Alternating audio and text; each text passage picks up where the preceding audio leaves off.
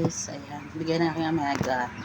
Binigyan ako ng aking amega ng fresh na alugbati. Katambok-tambok na alugbati nila guys. Ayan. So, hindi ko to tinatapon yung mga ganito. Tinatanim ko ito. Wala akong nasasayang kasi maganda yung may mga tanim ka sa loob ng bahay mo ng mga gulay. Hindi lang puro bulaklak. Kailangan may gulay ka rin. Ayan. So, lutuin ko ito mga bukas.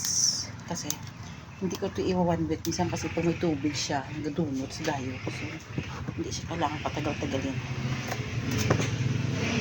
Kailangan ko ito itanom sa mga space ko na lupa. Ayan. Or, pwede rin ito itanim guys sa tubig ang alugbati. Alam niyo ba? Tingnan nyo guys ha. Meron akong garden na sa tubig lang. Bukod sa lupa. Buhay din. Kita mo nga sa inyo. Kaya ito, yung mahaba. Tinatanim ko sila sa mga, bumibili ako ng mga organic na suka. Diba? May mga bote ng mga tanduay. Ito nga ko na tubig ya. Kag tusok ko lang dahil mga pang alugbati ya. Buhay na ya. Ito mga maliliit. Tanim ko sa lupa. Ayan, kaya nito. Ayan. Ako na nang ipagot-agoton dire. Ayan, gano'n na siya, magsingil-singil.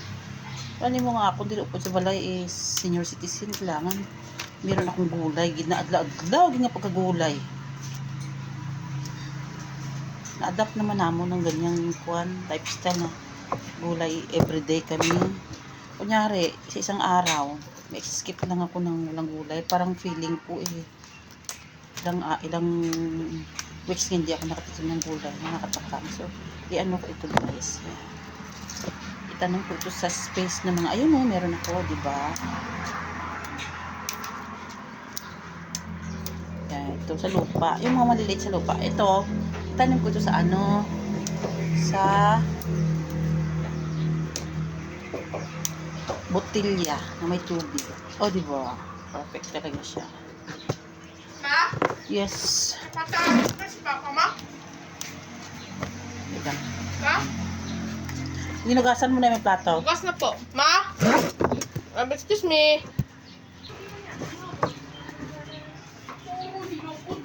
Maganda talaga yung manure, ang abono mo sa mga gulay. Kahit sa mga bulak-bulak, ang ganda talaga ng yung result niya. Tingnan nyo guys, abono lang ito ng mga, ng mga animal. Lagay ng mga ibon, yan, manok.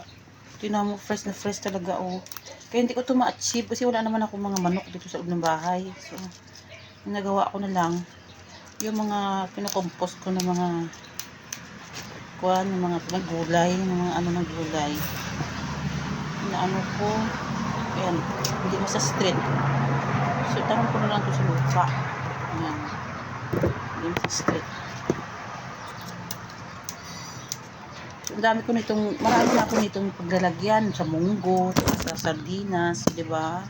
O sa, yung friska ng mga isda, kagaya ng mga bangus. Sarap kayo lagyan ng alugbati, ng bangus. Try nyo guys. Yung alugbati, lagyan nyo ng bangus. Basta fresh lang bangus ha. Masarap ng kanyang lasa. Tapos haluan mo siya ng kunting malunggay. Sarap na. Basta nagatigulang ka na guys. Ito na mga pagkain ang ginapangita ng mga dila. So mga tabat mo tayo. O diba? Meron akong alugbati. So ito na aking mga itanong. Pakita ko sa inyo. Ayan. Ito, sa lupa ko to itanim. Ito, sa buti. O, diba? Pakita ko sa inyo.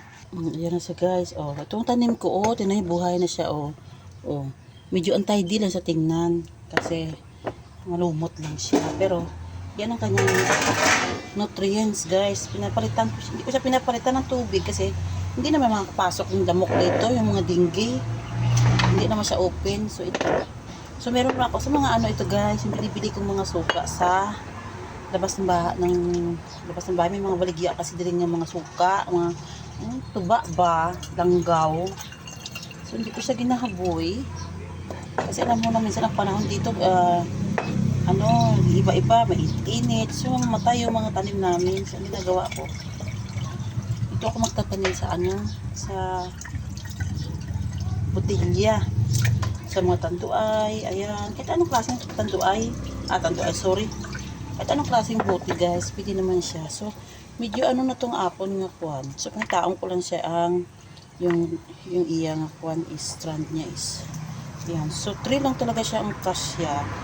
So, ang kuwaon ko na lang ang hindi kasi makasya ang sobra ka 3 lang ang kanya makakaya ng ugat. 3. Ayan, gana siya. So, 3 kaugat. 3 kaugat lang iya kaya. Ang kasya lang. Pwede mong gani 4. Pwede ko siya 4. So, pretty. Ay, wow. Ay, hindi na kaya. Ano na talaga siya? Tawag dun. 3 talaga ang kanyang kaya. Sayang. So, next ko na to gagawin is talian ko muna ito. So, pag may time ako, so, ano ko na lang ito. Wala na kasi akong botilya eh. Ilupa ko na lang ito. Yan. Lupa ko na lang yan. Tapos, lagyan ko ng rubber band. Lagyan ko siya ng rubber band. Tapos, ilagay ko siya sa mga cup noodles. Alam mo mga cup noodles? Kasi hindi ko rin tinatapon mga yan. Yan, diba? Ang dami ko dito. Ano sana ba? Ano ka? Ito. Nilagay na ito mga ito na useful ito. Ang dami kong pinataniman ko ng mga gulay tuwing summer. Mainit dito sa amin sa Jinsan. Ano naman, ang climate dito is malapit kami sa Ring of Fire. Kaya parang hindi Pilipinas ang klima. Ayan, yan. Diba? So, mabuhi na siya. Meron akong mga garden sa tubig. Diba?